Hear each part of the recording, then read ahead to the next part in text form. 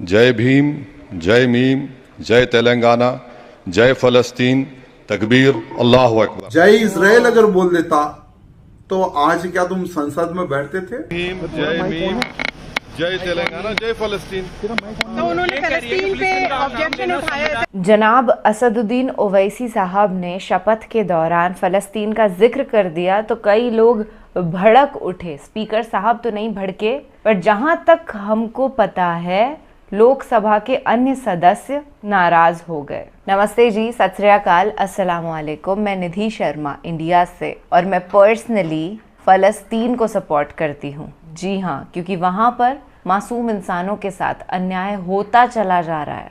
कभी ये खबर आती है कि वहाँ के बच्चे मलबे में दब गए, तो कभी बॉम्ब से उड़ा दिए गए। हम लोग भी घर परिवार वाले लोग हैं, हमारे आसपास भी बच्चे रहते हैं। क्या हम उनको इस हालत में देख सकते हैं? या क्या हम अपने बड़ों को इस हालत में देख सकते हैं? अपने हम उम्र लोगों को ऐसे देख सकते हैं? अगर इंसानियत दिल में जिंदा है तो नहीं देख सकते। इंडिया पहले भी पैलेस्टीन के साथ हमेशा खड़ा हुआ था। वो तो मोदी जी ने आकर के जस्ट बिकॉज वहाँ पर मुस्लिम्स को टॉर्चर किया जा रहा था तो ये इमेज बनाने की कोशिश करी कि अरे हम इजराइल के साथ हैं, जबकि ये सच्चाई नहीं है। और असदुद्दीन ओवैसी साहब की ओथ पर राजा सिंह जो है उसका भी एक बयान आया है। ताज्जुब है कि इनके जैसे लोगों को भी जनता सेलेक्ट कर लेती है क्या? ये हो गए या कंगना रनौत हो गई, स्ट्रेंज। पहले असद सर का पूरा जो शपथ उन्होंने ली है वो सुन लेते हैं, उसके बाद तेलंगाना से विधानसभा के सदस्य राजा सिंह की हम आलोचना ही करेंगे। और हाँ, फ्री पैलेस्टीन। श्री असदुद्दीन ओवैसी,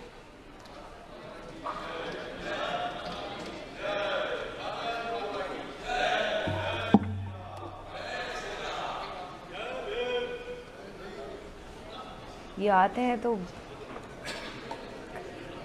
माहौल अलग क्रिएट करने की कोशिश करते हैं लोग। नहमदुहु व नुसल्ली अला रसूलिल करीम, अम्मा बाद, फ़ाऊज़ु बिल्लाहि मिनश शैतानिर रजीम, बिस्मिल्लाहिर रहमानिर रहीम। मैं असदुद्दीन ओवैसी, जिसे लोकसभा का रुकन मुंतखब किया गया है, अल्लाह के नाम से हल्फ उठाता हूँ कि मैं भारत की आइन पर जो क़ानून के मुजब तय पाया है एतक़ाद रखूँगा, उसका वफ़ादार रहूँगा।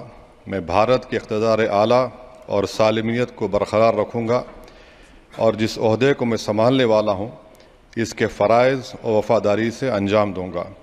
जय भीम, जय मीम, जय तेलंगाना, जय फ़लस्तीन, तकबीर, अल्लाह अकबर।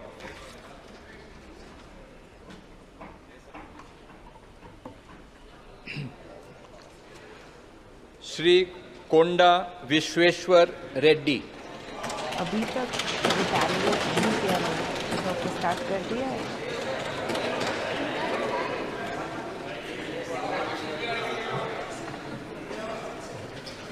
Let's see.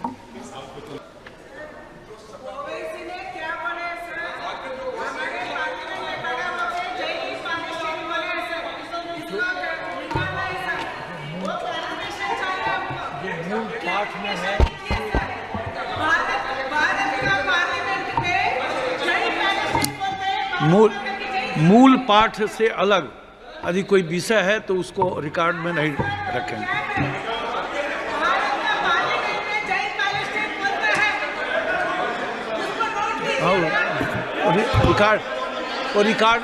रिकॉर्ड में नहीं रहेगा।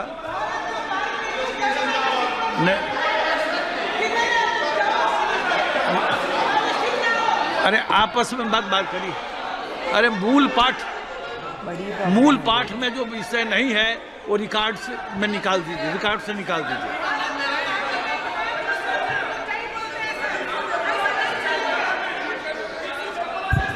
हो गया, अब रिकॉर्ड से निकाल देंगे।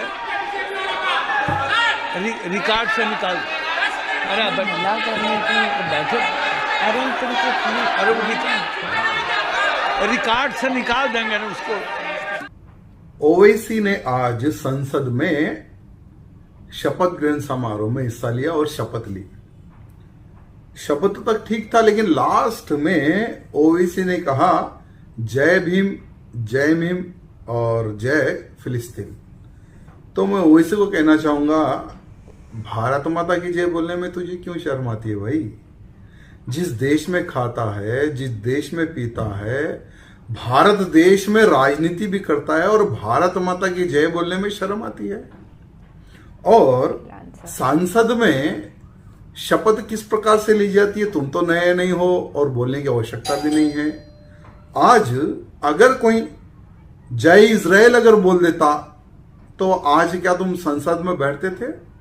तुरंत संसद के बाहर आकर हंगामा शुरू कर देते थे कि ये फिलिस्तीन के विद्रोही है ये लोग और इजराइल के समर्थक है बोल के इस प्रकार का तुम पुकारना शुरू कर देते थे।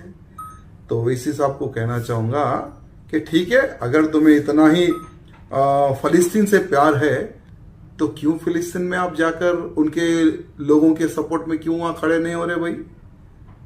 जो आज फिलिस्तीन के कई ऐसे लोग हैं जो बंदूक उठाकर अपने आप की रक्षा कर रहे हैं, तो वैसे तुम भी चले जाओ ना फिलिस्तीन, बंदूक उठा लो, दम अगर है तो। भारत देश में रहकर सिर्फ मीडिया में हेडलाइन बनना, ये कोई भी बन सकता है हेडलाइन, लेकिन अगर सच्चे तुम एक मुसलमान हो और तुम्हें फिलिस्तीन से अगर इतना ही प्यार है तो चले जाओ फिलिस्तीन। हाँ, मैं आज पूछना चाहता हूं ओवैसी को।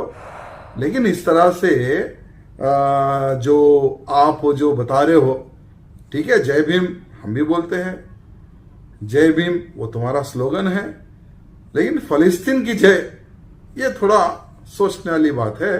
तो ओवैसी साहब को मैं सजेशन देता हूं कि एक बार चले जाओ फिलिस्तीन, पता चल जाएगा कि फिलिस्तीन में तुम्हारे जैसे लोगों की क्या औकात है।